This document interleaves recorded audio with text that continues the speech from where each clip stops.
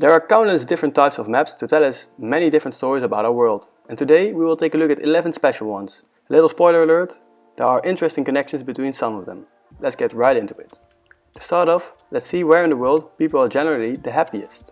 This map shows us that mainly North America, Europe, Australia and New Zealand have the highest score, with their inhabitants giving their life an average of 6.5 out of 10. The countries colored in red are performing the worst, with Afghanistan and South Sudan being the absolute negative outliers. In the last video about these maps, we already saw which countries have the highest GDP per capita. This map shows the total GDP compared to the country's size. This shows us that countries in Western Europe have a very high GDP for their area. This is because their economies are strong, but also because they are relatively densely populated. Even India, which doesn't have a high GDP per capita at all, is larger than the usual on this map. On the other hand, sparsely populated countries such as Australia and Canada appear very small, and it's not because of their economy, but because there are just very few people living in the total area. Africa almost disappears on this map. The next map gives a good view of where the most people live. This map shows the country's size based on its population, which leads to very strange distributions. Of course, India and China are massive on this list. The third place, USA, is smaller than usual. Canada, Russia and Australia almost disappear because they are so extremely large, and Pakistan, Bangladesh, Nigeria, Egypt, these Asian countries and Western Europe are all larger than usual. In South America, it looks pretty similar. This map is almost unbelievable. It shows all countries that have been invaded at least once by Great Britain in history. It's easier to name the countries that haven't been invaded by the British, who clearly had a thing for attacking and invading back in the day. This map shows the average coffee consumptions per capita, where if you look at the numbers per capita, the Nordic countries are leading the way, closely followed by Western Europe, the USA, Canada and Brazil. The last one is probably because they are the leading producer of coffee beans in the world with 39% of the world's coffee production. Therefore the coffee there will be relatively cheap.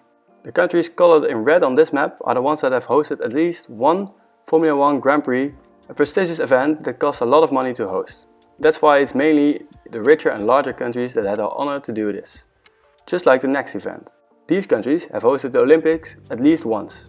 The red countries hosted the Summer Olympics, the blue ones did the Winter Olympics, and the purple countries had the honor to host at least one summer and one winter edition of the Olympics. But how did all the countries perform? This map shows the best performance from at least one athlete per country, showing that most countries have won at least one gold medal by now.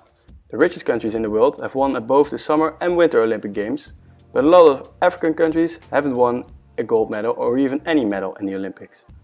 A lot of countries close to the equator might have performed pretty decent in the Summer Olympics, but have very few to none athletes that compete in winter sports due to the lack of conditions and facilities in their home country. These are all the countries that are monarchies. The red ones, Saudi Arabia, Morocco, Oman, Jordan and a couple of smaller countries are the only true monarchies that are left in the world. All the other ones are figurative head of state, meaning that they do not have the most power but the government does. The blue countries on this map all have the same head of state, which is King Charles, as they are in the UK Commonwealth. This map shows the annual rainfall across the planet, showing that the most rainfall is actually close to the equator in the tropical areas.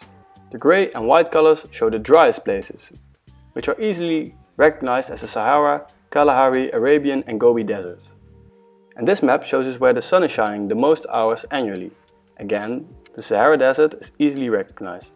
But there are some other smaller spots that have more than 4,000 hours of sunshine as well, such as right here in Western USA, Chile and Namibia.